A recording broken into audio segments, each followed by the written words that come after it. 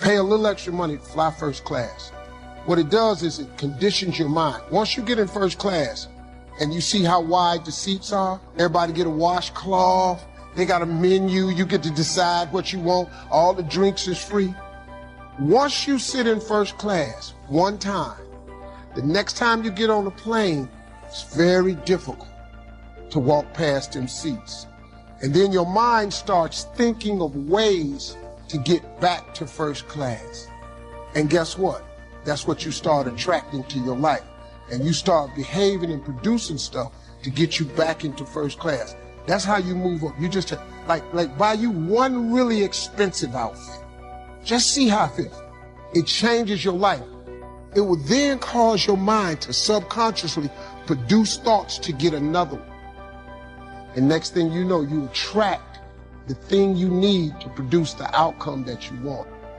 For your dreams to greatly influence you, or the future to pull you, your future must be well planned. There are two ways to face the future. One is with apprehension, the other with anticipation. Guess how many people face the future with apprehension? Why? They don't have it well designed. And without really thinking about it, they have probably bought someone else's view of how to live. You will face the future with anticipation when you have planned a future you can get excited about. When you have designed your future results in advance. In this way, the future will capture your imagination. It will exert an enormous influence on you. And to design your future, you must have goals. Well-defined goals are like a magnet. They pull you in their direction. And the better you have defined them, the better you have described them, the harder you work on them, the stronger they pull. And they pull you through all kinds of difficulties, too. Without goals, it is easy to let life deteriorate to the point where you're just making a living.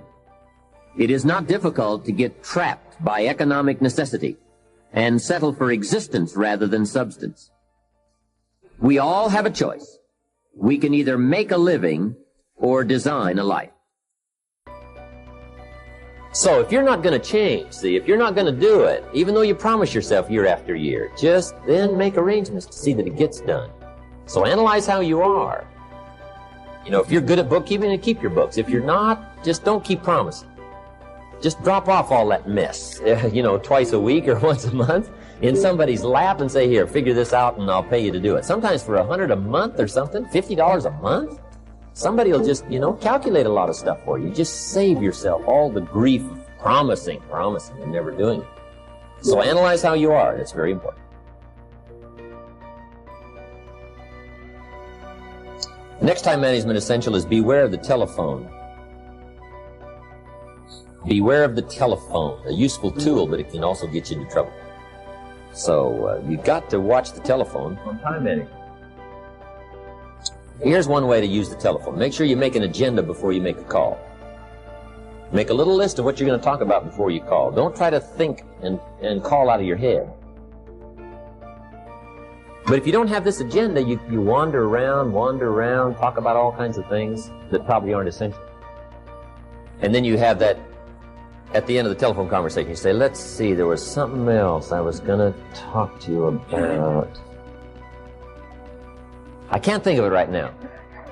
If I think of it, I'll call you back. See, you just, great time waster. Also, when you make an agenda, it's really great when you come back to recall the conversation. Remember we talked about doing these three things? You say, no, we didn't go over that. Say, well, let me see. Oh, yeah. There it is in my log, the agenda of the telephone conversation. Okay? So use the telephone. Now, you got to beware of the telephone at home, too. Now, you might have to have some business calls at home, but you got to be very careful. The phone can be an incredibly disturbing influence on family and social, personal life. So learn to regulate that. They got the phones now, you can just shut them off, right? And when somebody calls, it just sounds like you're not there. You know, the phone just rings, but you don't hear it. I can just let the phone ring, but some people can't do that, right? I've had people over at my house, my phone rings. They say, aren't you going to answer your phone? I say, no, we're having lunch or whatever, right? So you got to answer your phone. I said, no, you don't. I've had them go answer my phones. They say, it's for you. I said, I imagine it is, yeah. Come on. Start looking into the future of what you would like to accomplish, where you would like to go, the person you would like to be, and see if you can't get a better picture of the finished objective. See yourself there. See yourself in possession of. Here's what changed the second 6 years of my economic life. It was my philosophy that changed. Instead of the sale of better thinking, correcting the errors of the past and picking up new disciplines for the future. That's all I had to do at the end of the first 6. Correct the errors of the past and then pick up some new disciplines for the future. And my total life changed. The second 6 years was totally different than the first 6 of my working life. And guess who can do that? Anybody. Now you can keep on the same path for the next couple of years as you have the past 2. But if you wish to, and maybe everything's okay for you and you don't need to, but if you need to make some changes, I'm telling you, you can start doing it today so that the next 2 years will be drastically different than the last 2. And anybody who wishes to do that can. And you can do it between ages 40 and 43. You can do it between ages 13 and 50. You can do it between ages 60 and 62. Any 2 years, any 5 years that you wish to drastically change from the previous 5, you can do it. If you wish to. Now, this isn't written. This is not a law. Here's what it's called, opportunity. If you don't know you can drastically change your income, change your future, change your health, change your marriage, change everything. If you don't know that, some people then go year after year after year after year not making much change simply because they didn't get to the class. They never read the book. They never went to the seminar. They never made the discovery. They didn't seek for the knowledge of how could I make my life better. And if you just rock along, I'm telling you it's okay. Anybody can live any way they choose, but I'm here to tell all of you that if you wish to, it's possible to make the next 3 years totally different than the last. And all you have to do is just a few things. So if you got that one now, it's not the blowing of the wind that determines your income. It's not the blowing of the wind that determines your fortune. It's the sevens. And that's why we gathered here today. Maybe I've got some ideas that'll help you with a couple of little things about setting the sail of your thinking that might drastically give you multiplied more benefit the next 3 years than you've gotten in the last 2. When that nagging voice within us brings up the possibility of failure, it takes discipline to admit our errors and recognize our limitations. The voice of the human ego speaks to all of us. Sometimes the voice of ego says that we should magnify our value beyond our results. It leads us to exaggerate, to not be totally honest. It takes discipline to be totally honest, both with ourselves and with others.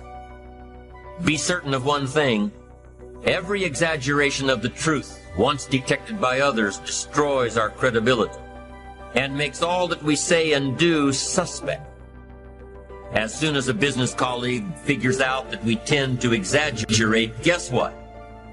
They'll always think we exaggerate, and they'll never quite hold us in the same regard again. Never.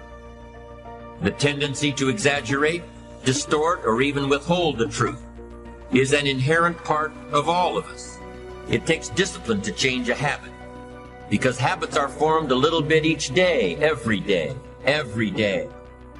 Once habits are formed, they act like a giant cable. They act like a nearly unbreakable instinct that only long-term disciplined activity can change. We must unweave every strand of the cable of habits slowly and methodically, until the cable that once held us in bondage becomes nothing more than scattered strands of wire. It takes the consistent application of a new discipline, a more desirable one, to overcome one which is less desirable. It takes discipline to plan. It takes discipline to execute our plan. It takes discipline to look with full objectivity at the results of our applied plan. And it takes discipline to change either our plan or our method of executing that plan if the results are poor.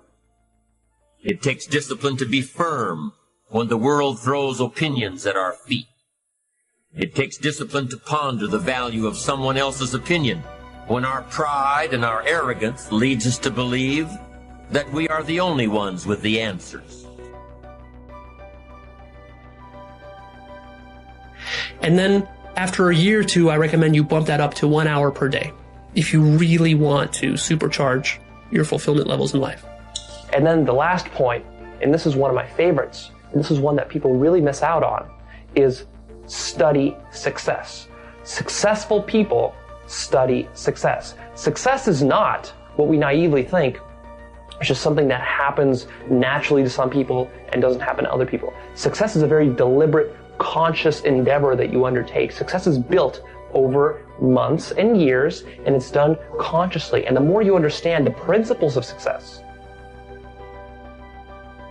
to believe in ourselves is to love other people, that they become so grateful for us that they give us some of that feedback, that there's so much appreciation and love and joy in the moment with others that you can't help but just feel that vibe, that there's an emotional contagion. When other people around you are feeling loved and cared for and excited about life.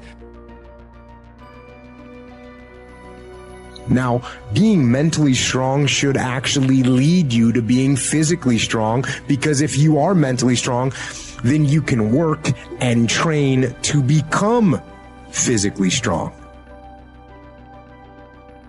But if you're mentally weak, then you will not hold the line on the good foods and the good workouts, and you won't get physically strong or healthy. But recently somebody else said, oh, well, instead of saying sorry, try saying thank you. So when you run into a meeting and you're late, oh, sorry, I'm late, or to a call, say thank you for your patience. So, can you be weak and strong at the same time? Yes, but I say be strong. Train your physical strength and exercise your mental strength by doing the right things, the hard things.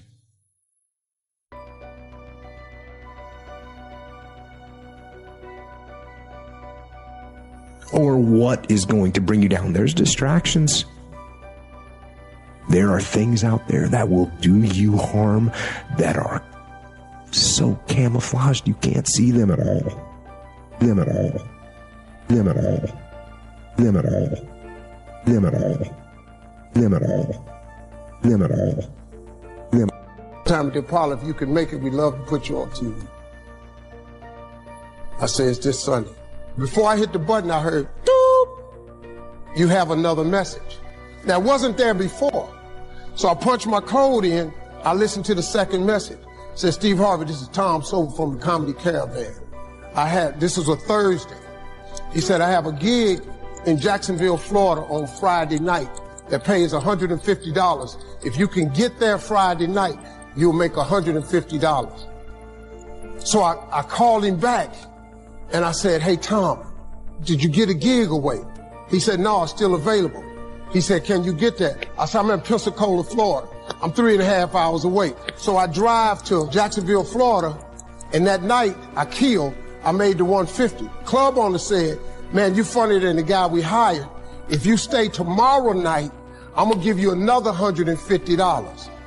So now I got $300 now. So I get on the phone, I call Chuck Sutton. I say, hey man, is the gig still available at Showtime at the Apollo? He said, well, we got one opening left. I said, I'll be there. So I called Eastern Airlines, who used to be open back then. They had a special for $99 going from Jacksonville, Florida to New York round trip. So I parked my car at the airport. I got it.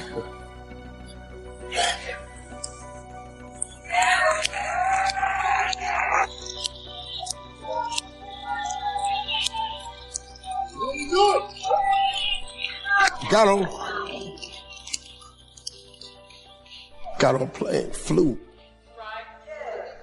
Everything I had was in 2 bags. Got to the Apollo.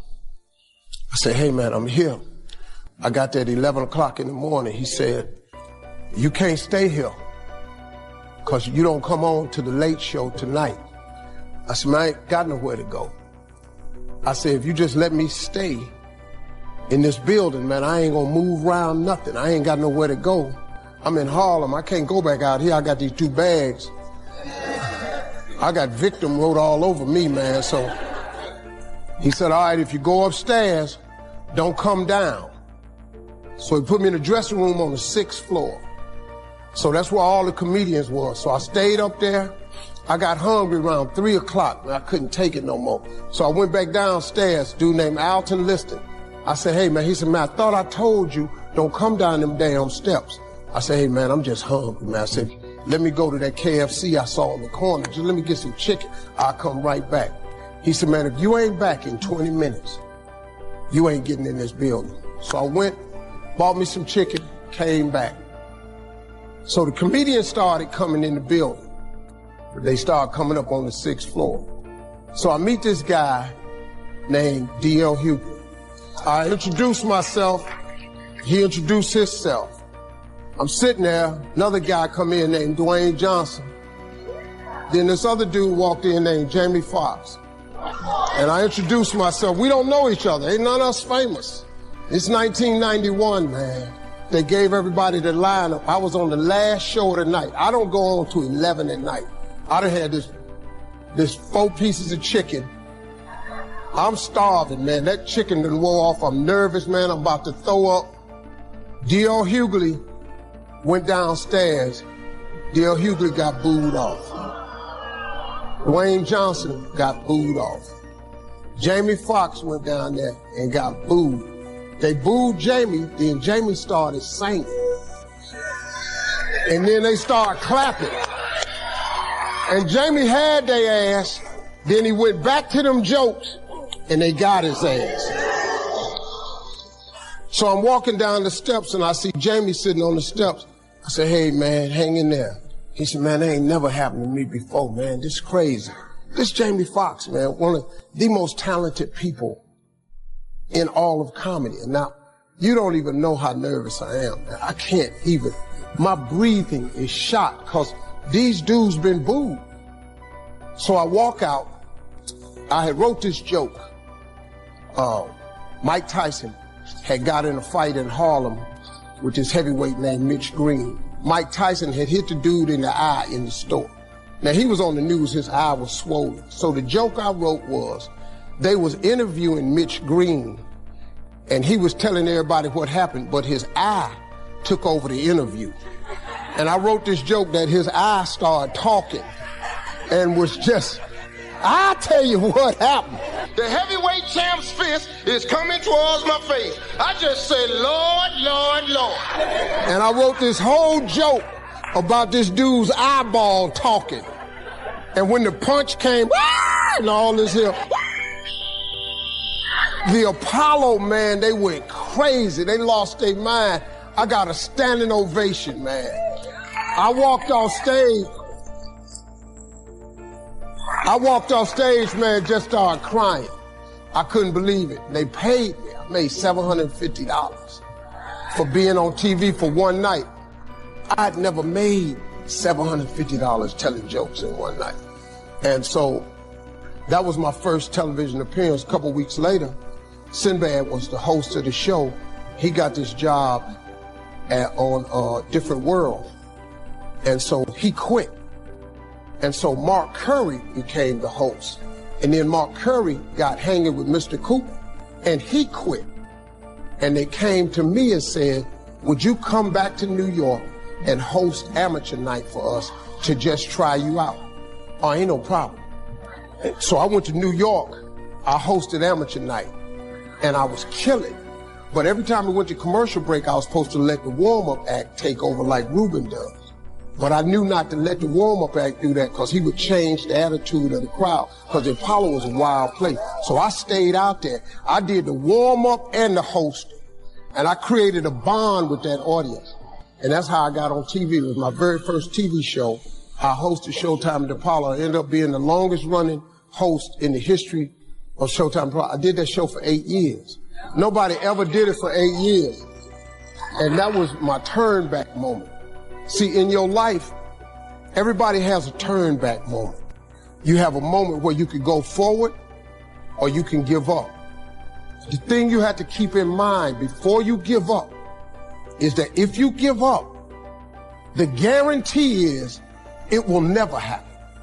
That's the guarantee of quitting, that it will never happen, no way under the sun.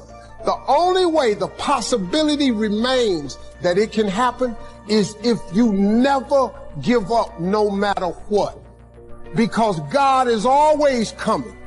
He's never too late. At your worst moment, look, man, when they told me I had to be in New York, I saw no way I could get there. But that God don't. He make the phone ring. I end up in Florida, I make $300. Then I go to New York, I make $750. Almost got $1,000 out of nowhere. That's what happened to me. That was my moment of never giving up. That's when I first learned that faith was everything, that you have to remain faithful.